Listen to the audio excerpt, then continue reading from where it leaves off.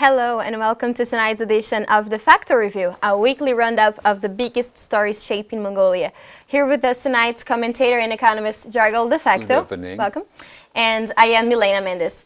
We're live on Facebook at V Television, and also we love to hear your thoughts. So on Twitter, use hashtag Jargal_Defacto. Coming up on the show tonight. Investigations have been opened upon former and current finance ministers of Mongolia. Mongol bank cuts interest rates as head banker rejects caps on commercial bank rates.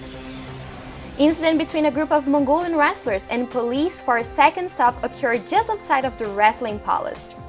Neither milk nor sea buckthorn juice, coffee is growing as Mongolians' favorite drink. We're going to start talking about the corruption investigation. Anti-corruption officers have opened investigations into Mongolia's current and former finance minister, putting graft within Mongolia's financial system at center stage. Ex-finance minister Sungonjav Bayartog has been linked by Swiss authorities to a $10 million wire transfer from a bank account they've seized. Bayartog, who as a finance minister was a chief negotiator in the 2009 investment agreement from the oil Torga mine, appeared back in Mongolia this last week from his studies abroad to actually defend his innocence. Meanwhile, Unundur paper last week reported that another investigation had been opened into the current finance minister, Chimed Hurilbatar, over an alleged sale of mining license to a South Korean company.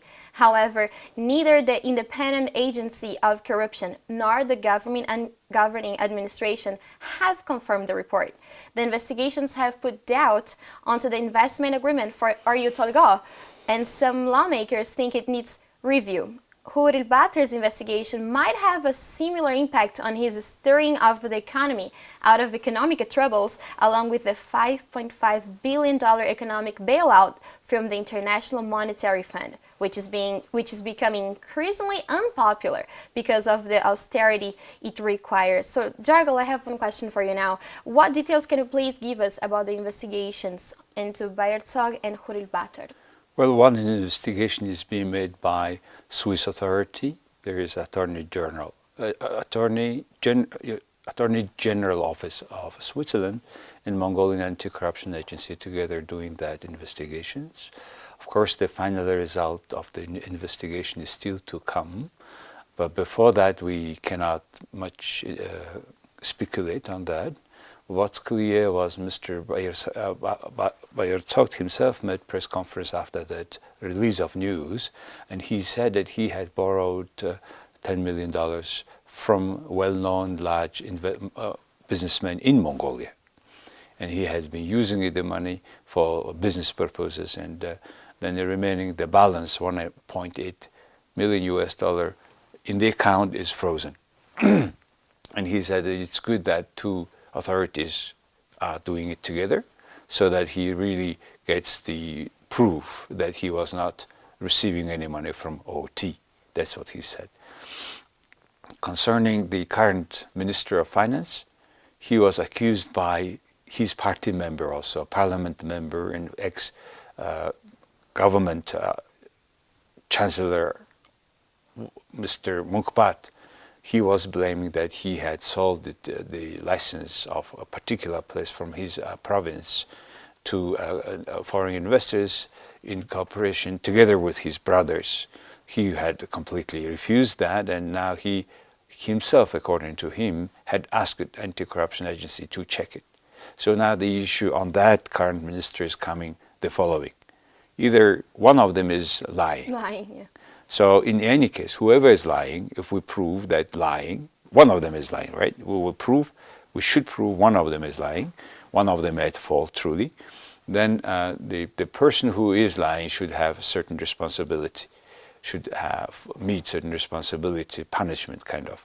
Because if it is true, then Mr. Hurlbater has to report to the country what is the how come that the former Minister of Finance, he was also a former Minister of Finance, how he could misuse like this. If he is not, if he is right and he hasn't done any assault, then the other person should have for defaming a person, particular high-ranking political officials. So that guy should have a responsibility. But, however, I have many cases happening like this, blaming each other. At the end, we don't know exactly what happened. Yeah. So because that, this sort of things is happening, because that of conflict of interests, because of this this sort of big money is in questions, people start to less believe in the government. It is a matter of the institutions' capacity of the Mongolian government. So it's a matter of conflict of interests. It is not disclosure of that interests, misusing public fund, etc. So these are a part of issues that Mongolia whole society faces, and we need to increase quality of our governance. We should increase capacity of institutions. We should through clear investigation of these matters, we should make the government better, transparent, and predictable. That's what is the agenda of Mongolian society today. It's a long agenda for sure. And in your opinion, should these corruption investigations cast doubt on these agreements between Ayatollah and also the bailout agreement? Well, this is very serious questions, because if this joint investigation proves that Mr. Bayerzogt got the money from particular sources before making that big historic large contract for Mongolia with the Oyu Tolgoi, if they prove that he got received, then it's a matter of definitely of reconsidering all contract. This sort of large contract, if it is made through like corruption system, no country, nobody will accept it. But however, if it is proved that it has nothing to do with OT-related party, and it is just his own money, he will have responsibility only for having this big money abroad and doing business at the same time when he was a public officer. Minister, yeah. So in any case, this is the questions that Mongolian society will follow. It's a very important issue for us, because it's the largest now so far, the corruption scandal we receive. Right, and we're always talking about corruption here on the show, because of course that's something that's always happening here in Mongolia. So how does this demonstrate the negative consequences of corruption on the economy?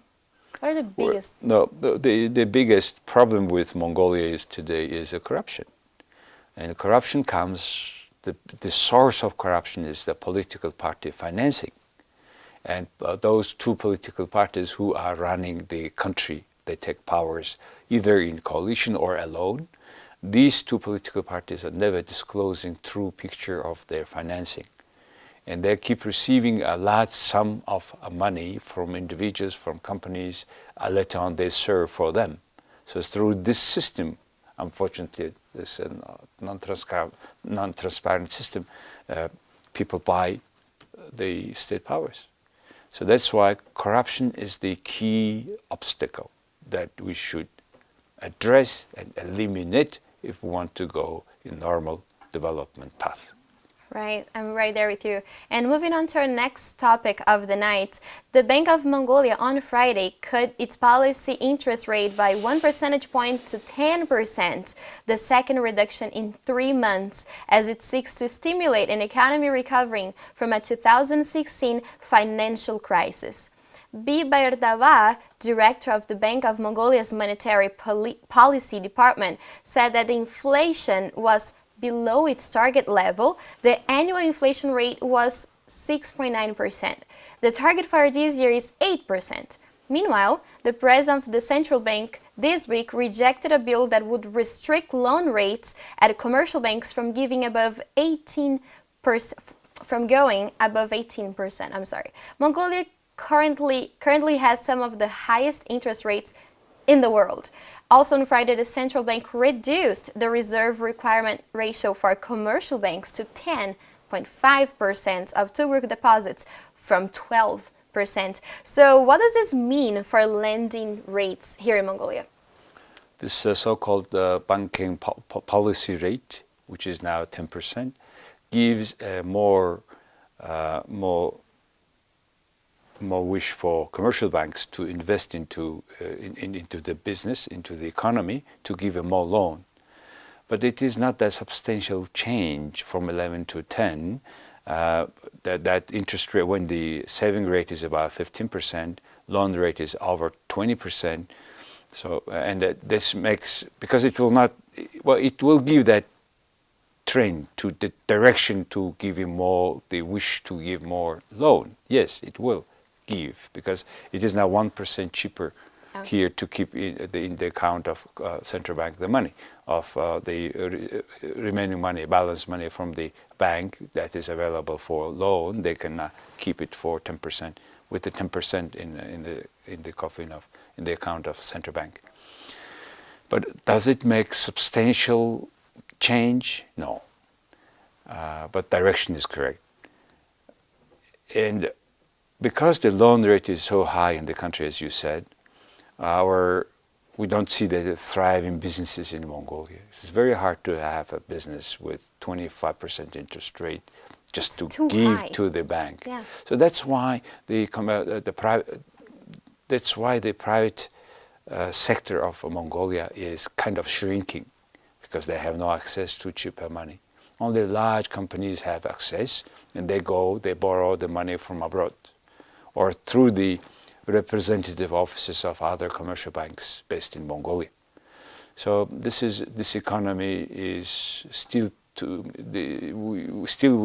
make a lot of things to have the credit loan rate down first, and without making money accessible to the ordinary businesses, the economy cannot be thriving. It will be still depending on the commodity prices, which is more, has to do with more state budget size.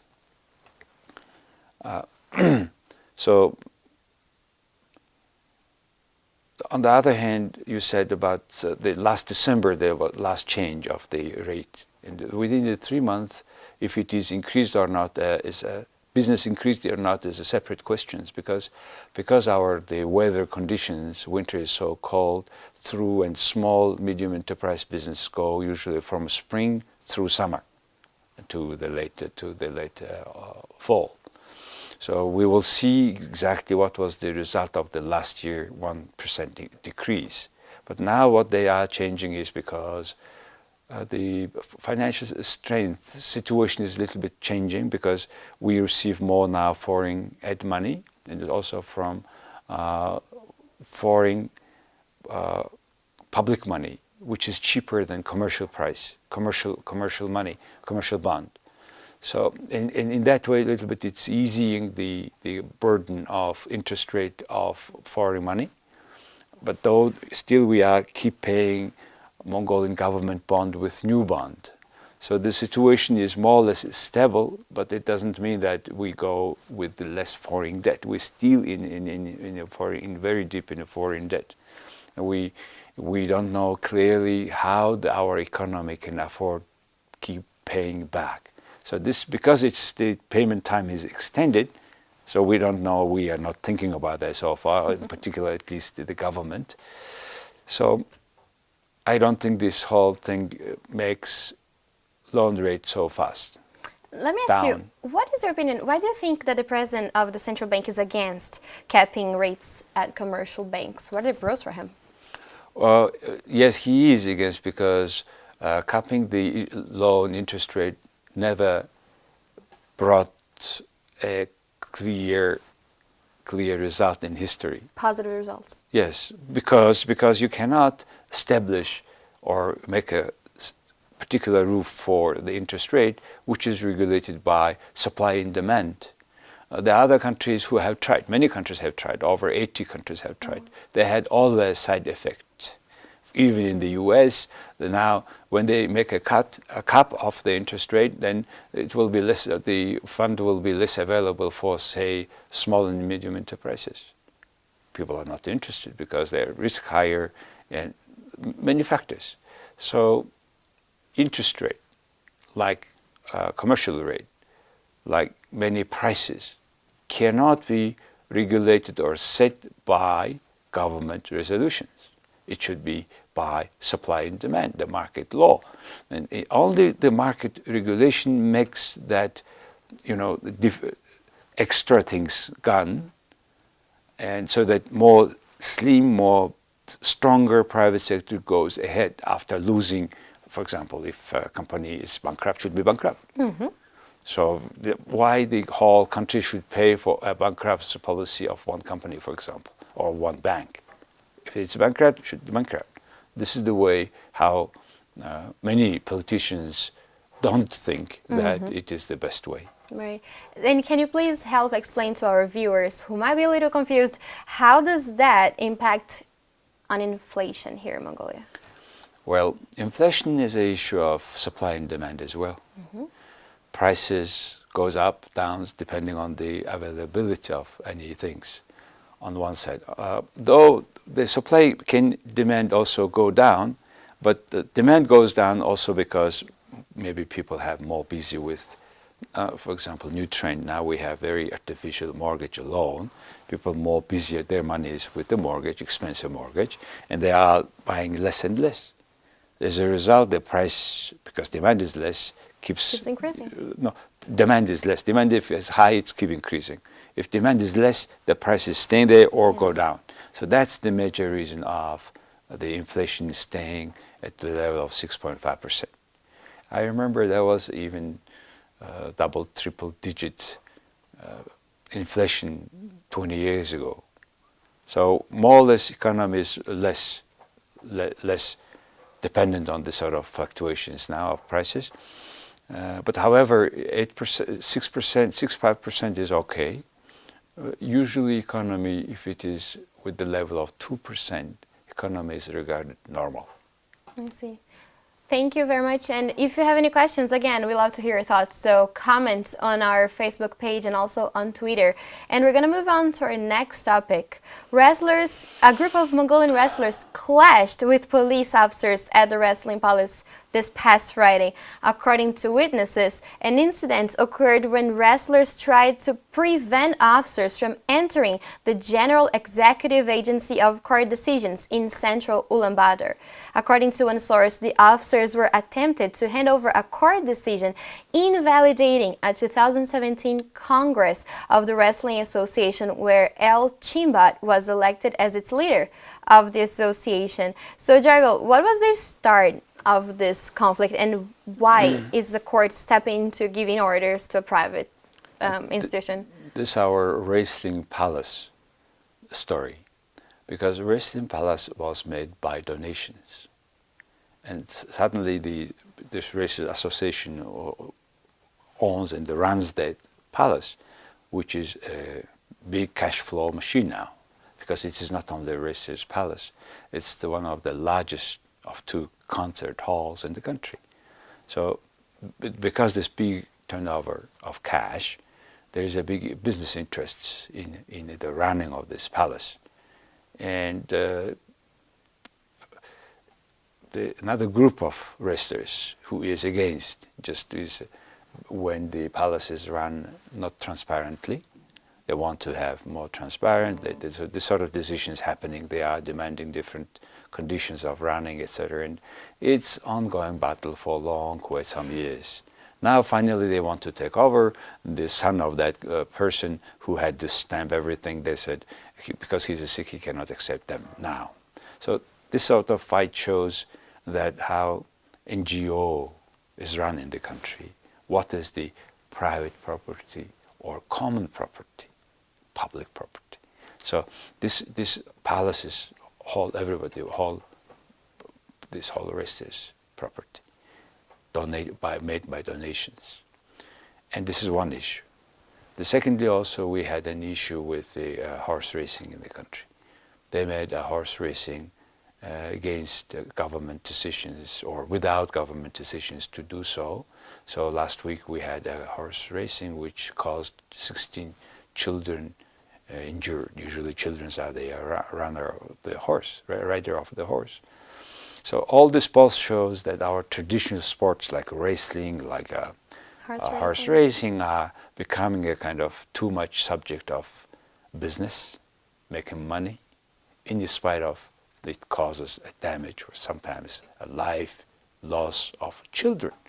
So both this incident show that we need more clear rules, and because it's also kind of all this what's happening is a reflection of our today's current value of the society. And these sports are used to help us, to Mongolians, to shape up our inner world, to make us more competitive. And instead this sort of things is happening. And so people now are very unhappy watching the two developments at the same time. And you know what? Yesterday there was another Congress held. Can you please tell us what happened there? Or do you know what the latest are? Well, these racers associations had a Congress that was long time planned, and they finally elected, replaced their leader, the president of the associations, with Mr. Batirten, who is a parliament member and very well-known champion of the Mongolian racing for many years. So he is the figure that knows about the sport because it was his sport. I mean, but however, he is also a parliament member. So some concern says that how come the head of the member of parliament can be a head of NGO? So yes, one can be, but in the conditions, under the conditions that all things should be transparent. So all these conflicts, fights are happening because not transparency in money, revenue and spending, not clear accountability, not clear report, systematic report on the financial and other activities of this NGO, which is turning big money into the business.